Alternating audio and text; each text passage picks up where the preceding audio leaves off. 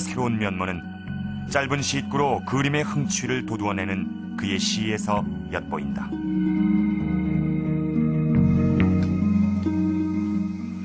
여항이란 무엇인가? 여항은 중인들이 사는 좁은 거리란 뜻으로 가난한 중인들이 모여 살았던 지금의 인왕산은 여항문학의 산지였다.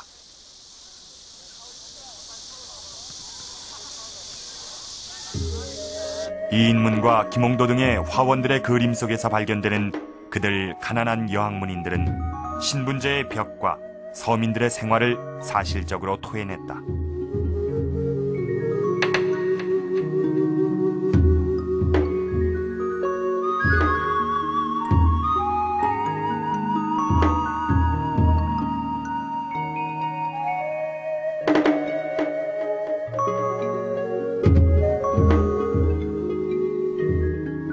중촌의 부유한 중인들은 풍악을 울리지만 그들의 고달픈 생활은 평민과 친근한 것이었기 때문이다.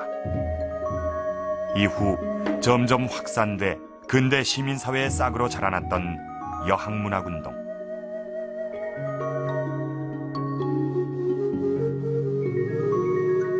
어린아이부터 노인까지 각계각층의 조선인들을 차별 없이 사실적으로 그려낸 신윤복의 그림 또한 자신의 삶에 기반한 것이었다.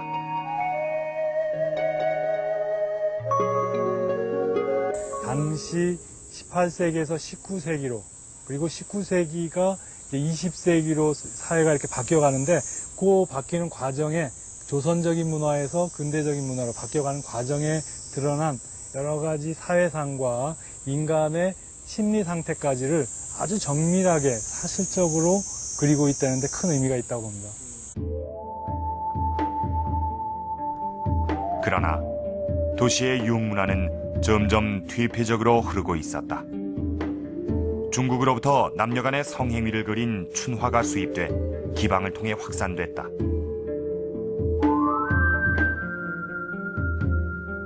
중국풍의 춘화가 조선인의 취향에 맞게 그려지기 시작했고 비속화된 저질의 그림들도 나타났다.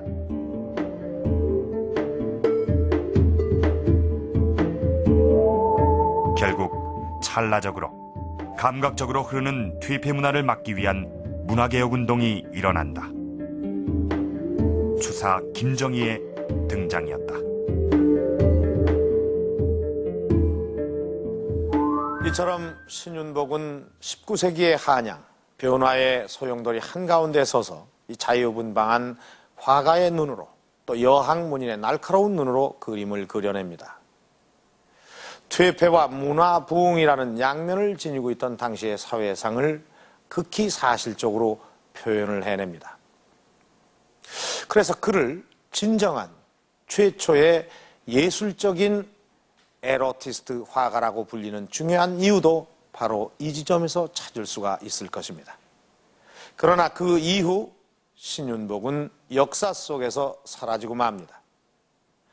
그 상징적인 사건은 문인화풍의 추사 김정희의 등장이었습니다. 19세기 퇴폐향락의 풍토 속에서 풍속을 어지럽히는 저속한 춘화나 또 수준이 낮은 민화를 퇴치해서 전통을 내세워 일신하겠다는 일종의 문화개혁 운동이자 또 어느 사회에나 존재했던 전통과 현대의 갈등이기도 했습니다. 이로써 신윤복으로 상징되는 사실주의적인 풍속화는 그 맥이 끊겨버리고 맙니다. 그러나 그로부터 100년 뒤 놀라운 일이 벌어지고 맙니다.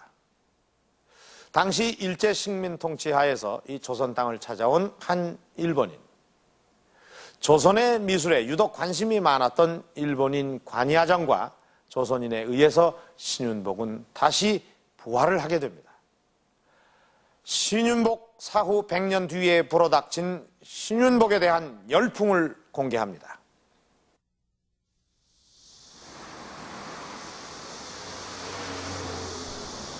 전통의 거리 인사동엔 우리가 잊고 있는 100년 전의 역사가 있다. 100년 전 식민지 시대, 조선 총독부를 중심으로 일본인 잡화점들은 조선의 골동품과 그림을 싼 값으로 긁어모으고 있었다. 일본 사람들이 거기에 먼저 그 눈을 뜨고 일본 우리 강점기 시대에 우리나라 그 일선 수집하는 그 상인이라든지 또는 엿장수라든지 이런 사람들을 시켜가지고 각 가정에나 또는 그 지방으로 다니면서 그런 미술품을 수집해서 자기들이 싼 값으로 일본으로 가져가는 이런 일이 왕왕 있었다고 전해지고 있죠. 예. 조선의 미술품에 관심이 깊었던 일본인 관야정. 그가 들고 온 한 권의 책 속엔 잊혀진 조선 화가의 그림이 있었다. 혜원 신윤복이었다.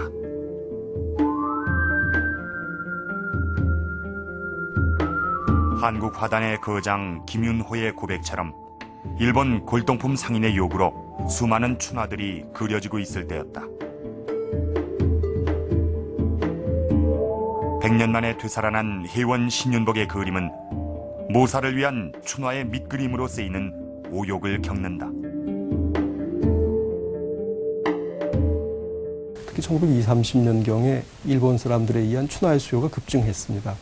그래서 여러 그 근대 화단의 대가들도 거의 춘화 제작에 참여한 것들을 실제 오늘날 남아있는 작품을 통해서도 알 수 있는데, 그러다 보니까 이제 그 시기에 그려졌던 그림 속에 뭐 도장은 얼마든지 새로 새길 수가 있는 거니까요. 그래서 그 혜원의 도장을 새겨서 찍은 그런 많은 방작들이 이루어졌습니다. 근데 그건 어떻게 알 수 있느냐? 물론 그림 자체의 격조나 필치나 화풍이나 기량에 의해서 분명히 구별이 됩니다. 그래서 바로 이와 같은 상황 때문에 혜원 자체가 춘화만 그린 화가로 알려진 그런 오해의 소지가 됐던 것 같습니다. 그래서 실제 그 혜원이 조선의 그 춘의적인 여성미의 1인자이긴 하지만은 우리가 1920, 30년대 그림을 가지고 혜원을 이해한다면 혜원에 대한 일종의 모독이라는 생각을 저는 개인적으로 갖고 있습니다.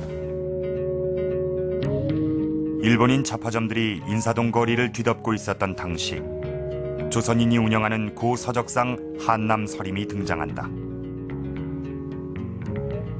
그리고 수년에 걸친 노력 끝에 일본인 거상으로부터 조선의 그림을 되찾는다. 혜원 신윤복의 풍속 화첩이었다. 한남 서림을 운영했던 28살의 조선 청년 간송 전영필에 의해서였다. 민족문화재의 보존은 또 다른 독립운동이다. 전영필은 일본인에게 빼앗긴 조선의 문화재를 되찾는데 모든 재산을 쏟아부었다. 혜원의 그림은 당시 화가들에게 신선한 자극제였다.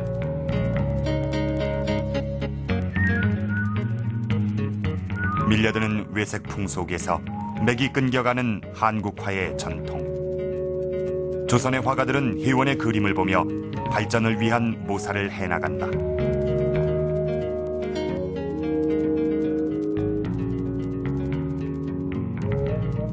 그들은 100년 전 혜원의 그림에서 조선 화가의 자부심을, 암울한 근대화의 시기를 헤쳐나갈 수 있는 힘을 찾고자 했다.